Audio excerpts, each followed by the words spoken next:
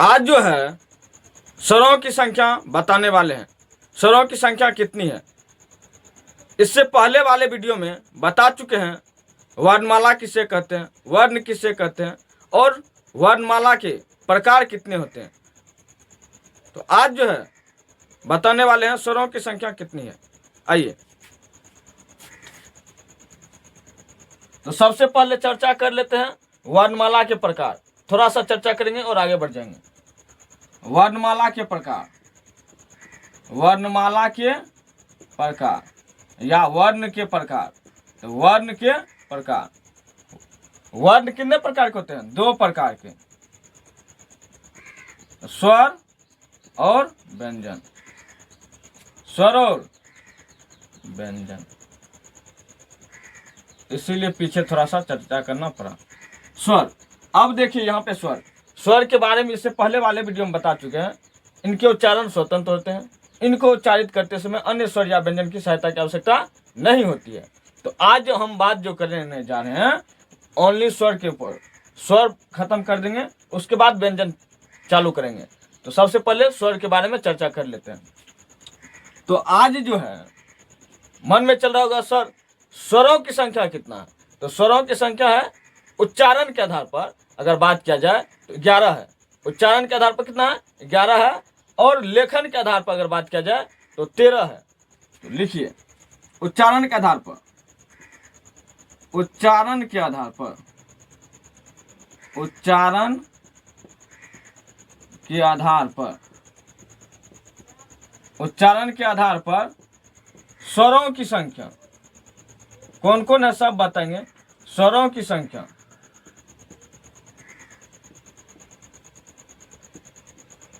कितना है? 11 है। अब कौन कौन है? जैसे हो गया अ हो गया, स्वर है। आ हो गया, हर्षई, दीर्घई, हर्षऊ, दुर्गऊ, री, ए, ऐ, ओ, औ। रुकिए, तो कितना हुआ? 1 2 3 4 5 6 7 8 9 10 11। 11 हुआ कि नहीं हुआ? अगर वही बात करेंगे अंक और अह को, तो अंक अह मिलाकर 13 हो जाता है। वो हो जाएगा उच्चारण के आधार पर, नहीं सॉरी, वो हो जाएगा लेखन के आधार पर। क्या? वो हो जाएगा लेखन के आधार पर। तो अंक और अह को अयोगवाह कहते हैं।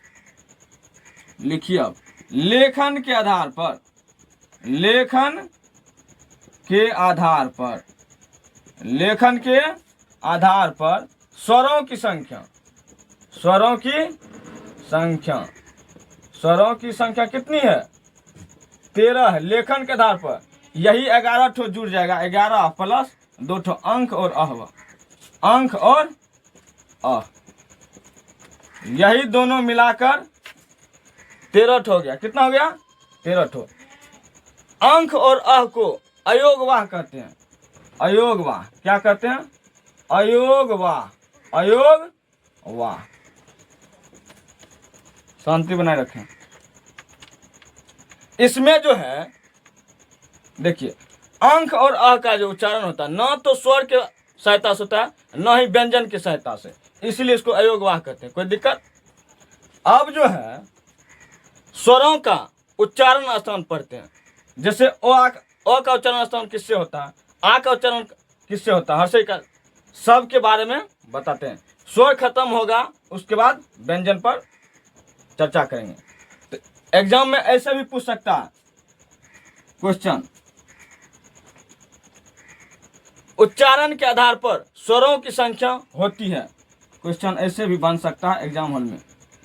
उच्चारण के आधार पर, उच्चारण के आधार पर स्वरों की संख्या होती है, स्वरों की संख्या होती है, स्वरों की संख्या होती है।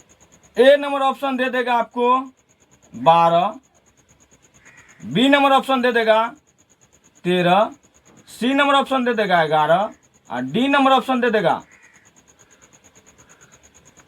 10। तो अगर बात करेंगे उच्चारण के आधार पर स्वरों की संख्या कितनी है, तो उच्चारण के आधार पर स्वरों की संख्या कितना है, 11 है। तो 11 में टिक मार देंगे, कोई दिक्कत। अब देखते हैं उच्चारण स्थान, जैसे ओ आ का उच्चारण स्थान किससे होता है। अब देखते हैं स्वरों का उच्चारण स्थान, हेडिंग दीजिए, स्वरों का उच्चारण स्थान, उच्चारण स्थान।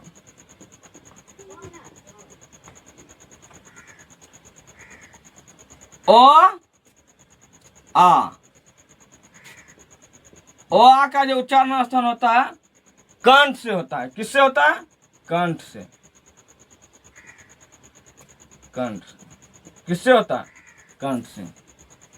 वही हर्षई दीर्घई का उच्चारण स्थान, हर्षई दीर्घई का उच्चारण स्थान किससे होता है, तालु से। या इसको कंठ भी लिख सकते हैं, क आधा न ठ य कंठ। या इसको तालबी भी लिख सकते हैं, ता का ल आधा व य तालबी। कोई दिक्कत। हर्षऊ दुर्गऊ का उच्चारण स्थान, हर्षऊ दुर्गऊ का जो उच्चारण स्थान होता है ओष्ठ से होता है, ओष्ठ से। देखिए ना, अभी दिखाते हैं करके। कंठ से बोलिए अ आ, कंठ से उच्चारण होता है अ आ। हर्षई दीर्घ का उच्चारण स्थान तालु से, तालु से था। हर्षऊ दुर्गऊ का ओष्ठ से। देखिए होंठ सा, हर्षऊ दुर्गऊ, हर्षऊ दुर्गऊ, हर्षऊ दुर्गऊ।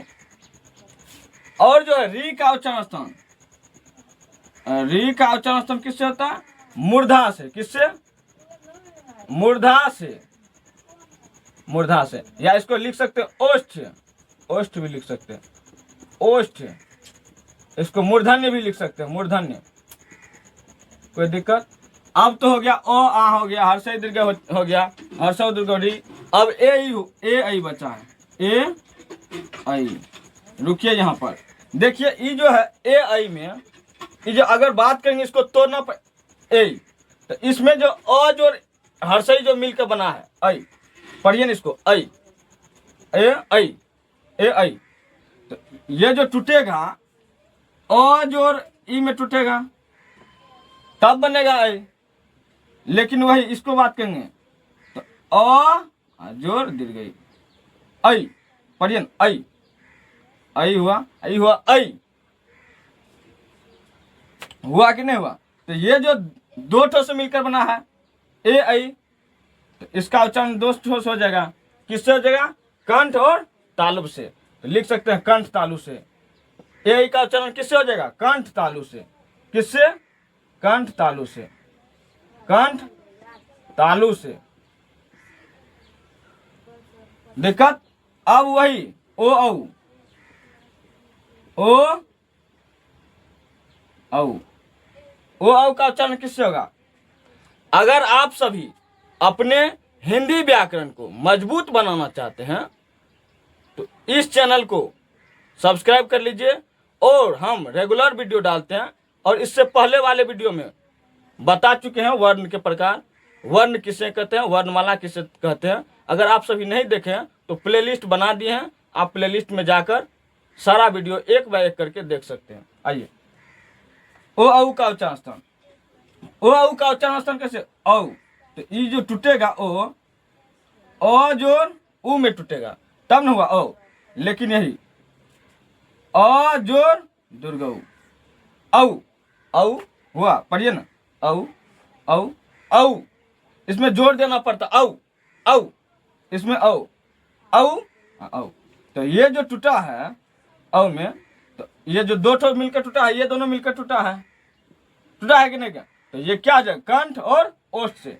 इसका क्या लिखेंगे, कंठ ओष्ठ से, कंठ ओष्ठ से। और एक और बच गया अनुस्वार, अंश जिसको बोलते हैं। इसका उच्चारण होता है नासिका। नासिका कहने का अर्थ हुआ नाक से, नाक से। किससे होता है, नाक से। कोई दिक्कत यहां तक। अगर आप सभी हमारे साथ जुड़ना चाहते हैं और अपने एग्जाम में अच्छे मार्क लाना चाहते हैं, इस वीडियो को लाइक कर दीजिए, चैनल को सब्सक्राइब कर लीजिए और अपने दोस्तों के पास भी इस वीडियो को शेयर कर दीजिए। जय हिंद।